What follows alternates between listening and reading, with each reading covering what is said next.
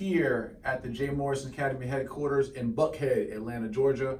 I am Jay Morrison, the founder and CEO of Jay Morrison Enterprises, parent company to the historic Tulsa Real Estate Fund and the Jay Morrison Academy. Actually, the historic Jay Morrison Academy, as we break in all type of records over the last years of student enrollment, of growth, Inc. 500, number 588, and number 13 fastest growing educational companies in the country.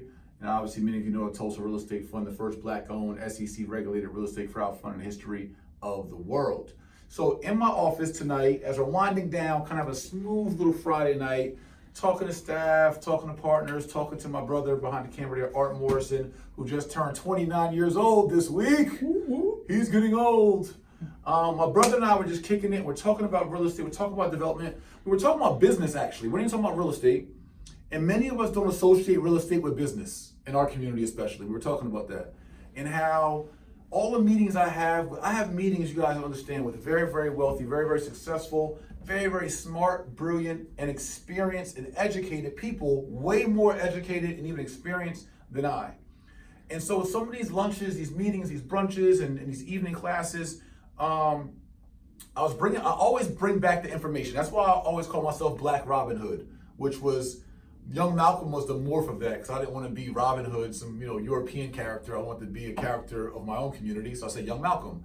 But initially, Black Robin Hood was about me being in a position with all these wealthy, very intellectual, educated, successful people, and stealing their game, stealing their understanding, stealing their strategy, stealing their experiences and a big old bundle of education and strategy and information, and then giving it out in affordable and translatable and relatable and accessible ways to my community, right? That's what I felt I want to do for my village. I felt the way that we break these chains is by being economically empowered. The way to be economically empowered is to be economically educated and informed and have an economic understanding of how business works, especially the RBCs of real estate, business, and credit.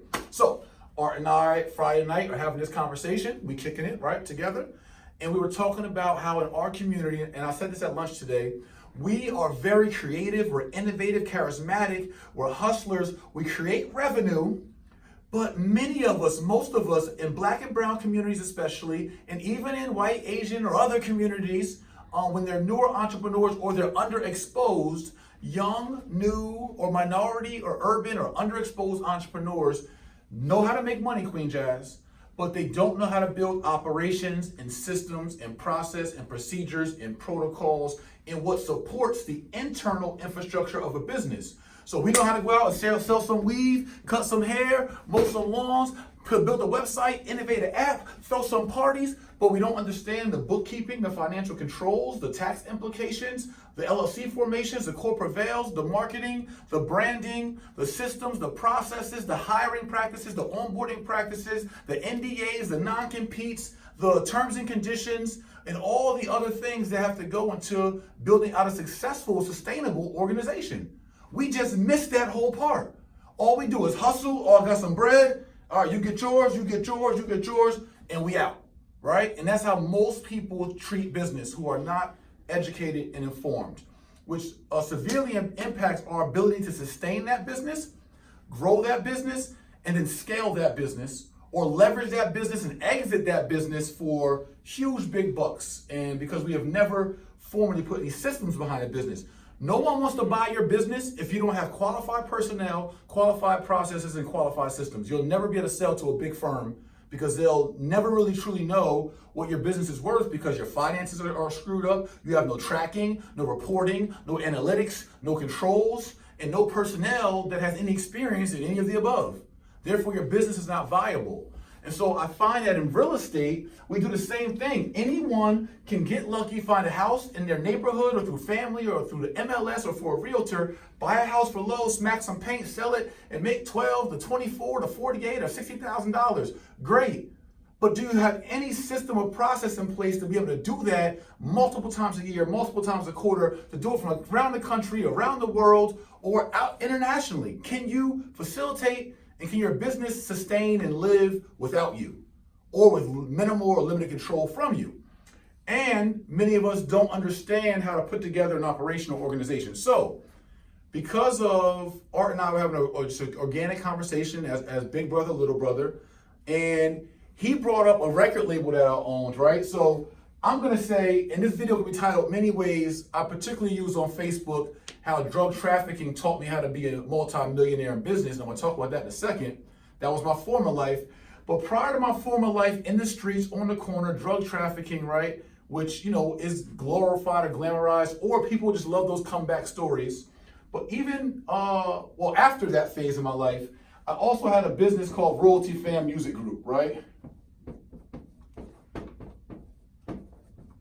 It was a record label. And outside the record label, I had an entertainment company. Outside of that, I had a staffing agency. Outside of that, I had a school uniform collection. Outside of that, I've had a courier service. Outside of that, I've had a liquor license. I have restaurants. I have multiple businesses, right? As a businessman, an entrepreneur. But what Art said was, I was talking about real estate and operations and in my skill set and what I saw in business, what most people don't get. And he mentioned Royalty Fam Music, which also reminded me of my former days as a drug dealer and drug trafficker. That I'm not proud of, but I do take those experiences with me through life and utilize them to better my life and use my testimony and story of growth to empower and inspire and motivate others, right? So he said, in Royalty Fam, guys, I am not the most talented. If you ever notice, I have one dance move. It goes kind of like this. That's all I got. I don't rap. I did like 1 or 2 poems here or there. I'm not the biggest creative in the entertainment space. So I had no skill as a producer, as a rapper, as a singer, as a writer. I had no actual skill to bring to this record label, other than my skills as a businessman that I literally learned as a dope boy. And that only skill was the skill of being an effective CEO. The chief executive officer, the visionary, the leader, the facilitator, the organizer, the chief maestro, the point guard, the quarterback, the big homie, the shot caller. And it's the only skill that I had. And so what I did is I worked backwards. I knew nothing about music, so the first thing I went and did is I went and got a music attorney. I don't know how to read these contracts. I don't understand the way points work. I don't understand publishing rights. I don't understand licensing rights. This is not my business model, but I know enough to know who I need to know to get done what I want to get done. That's my skill. That's what I want to offer the world. So next, I knew we had an artist. So boom, we went out, we got some artists. Then we went out and got some producers. Then we know we needed the marketing stuff, so we got a photo shoot done, and we got some graphic people and some creative people, and we got the creatives involved. Then I didn't have any relationships at record labels, so I went and got a consultant that had experience in the music industry, and he was basically our business development person who got me in front of Gabby at SRC and Universal, got me in front of Lenny Brooks at Capitol, got me at Capitol Records, got me in front of Gene Nelson, who was over at Atlantic Records. So here's me, just 3 months in the music industry with one R&B artist, and I'm already in some of the top major record labels in the country shopping my artists that quick. With singles, I took his demo, I had it remastered, I asked the producer how to make this better, and literally in 3 months I have more success in the music business than people that have been doing it for 3 to 4 years. I'm literally sitting down with vice presidents of major record labels that fast. Then we had a single we put together with rapper Mano and this, that, and third. I had it mastered and published. All I did was work backwards based on what I learned as a drug trafficker that I then took with me into this business, that I then took with me into my brand, into my uniform collection, to my other companies, all the way into Tulsa, JMA, and everything you see today. And through my whole real estate enterprise and business enterprise was simply being the best CEO, facilitator, organizer, maestro, right? So the skill is being very intentional and knowing who you need to know and what you need to know and how to get it done. And I never went to B school for this. B school, I guess the cool way to say business school. I never went to the university, not that university. But what I did learn as my time in the streets as a drug trafficker, as a drug dealer and supplier, what I did learn that I brought into business with me, this is just my business school, was, as I told my brother, I can fight a little bit. I'm no professed tough guy. I never want to kill nobody, never want to shoot nobody, but I had to carry a gun every day of my drug career because if I didn't, I was exposed to the elements, right? And so what I learned early in the business, our father, one of the first things he told me when he found out I was selling drugs, he said, boy, if you're gonna be carrying a gun, you better have $10,000 of bail money because that's gonna be your bail. So my first goal as a drug dealer was to save $10,000. so I could limit my exposure and risk to sitting in prison. And everything I approached from the drug game from that point was always limiting my exposure, limiting my risk, and making calculated risk. So, after 10 years in the business, from 15 years old to 25 years old, after experiences in over 7 different prisons in 3 different states and 2.5 years in prison, hustling in Baltimore, Lincoln, Nebraska, New York, Harlem, North New Jersey, Somerville, New Jersey, and all throughout the country, I learned some things. And here's what I learned. What I learned was how to be a CEO.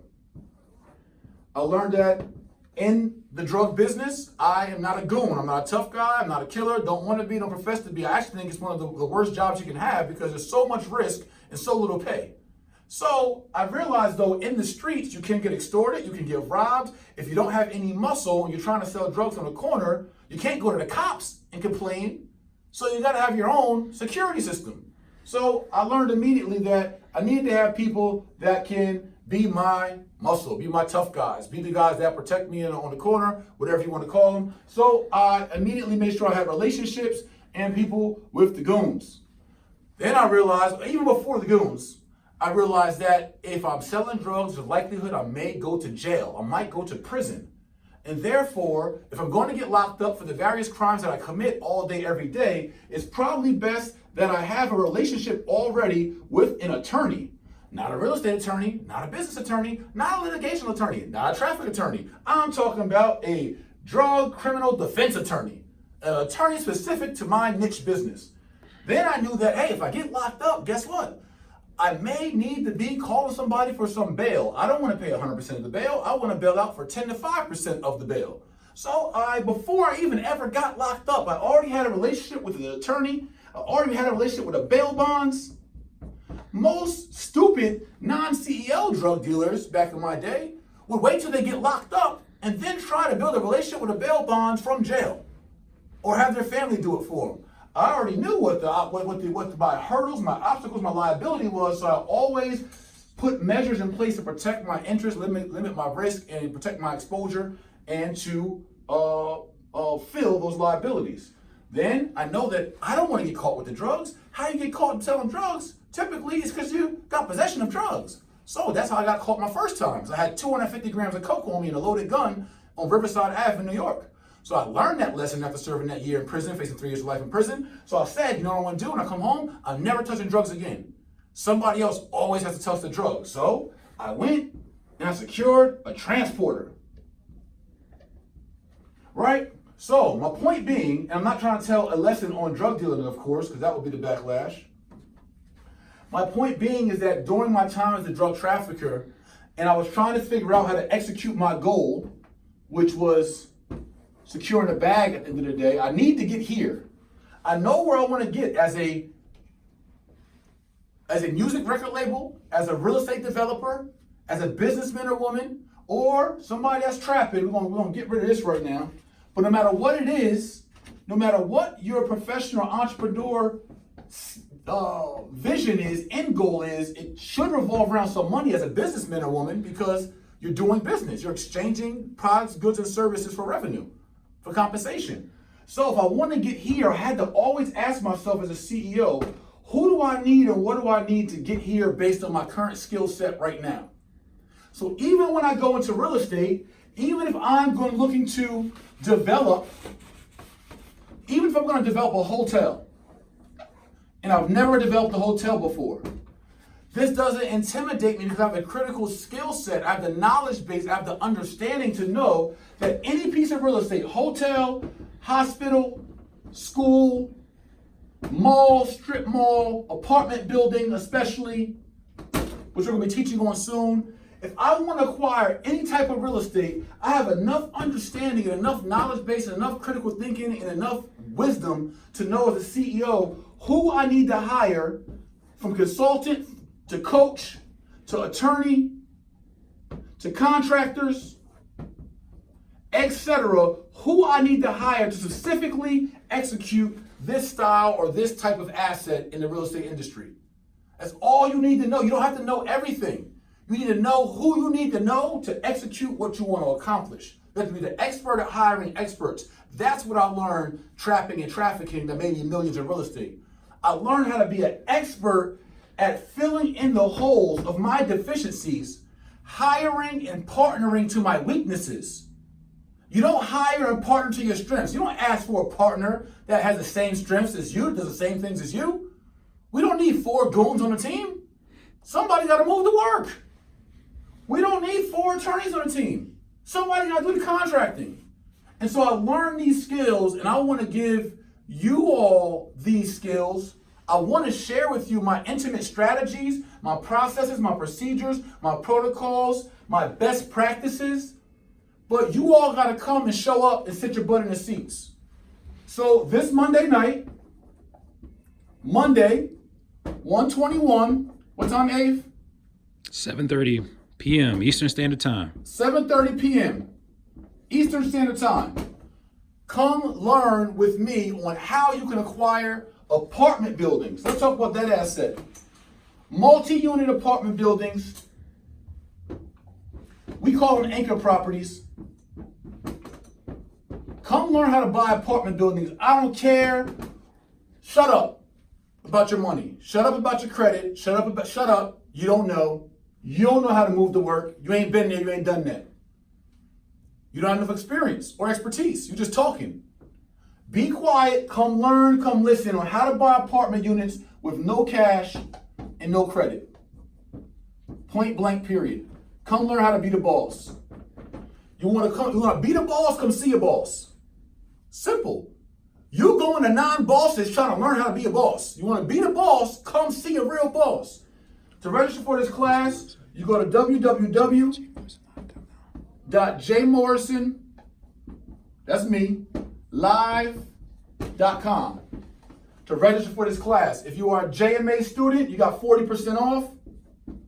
The promo code is JMA, right, Ave? Mm-hmm. Elite 19. Elite 19. The longest promo code ever, 19. This is the promo code if you are a JMA student for the event. JMA Elite 19. Actually, I'm going to erase that. Because some of y'all are using, y'all ain't even students. Y'all cheating. Anyway, guys, come sit your butt in the seats. Come learn. Come listen. Come get an understanding of what it is we have to offer in the business. You got till Monday, 7:30 p.m. Eastern to register on, again, how to be a creator, create money out of thin air, your real life, how to acquire apartment buildings, no cash or no credit. See you guys then. Peace. Whoa. Keep going. Oh, he wants more. More. All right, well, in that lecture, I'm going to break down exactly how you need to set yourself up as the chief maestro, as the chief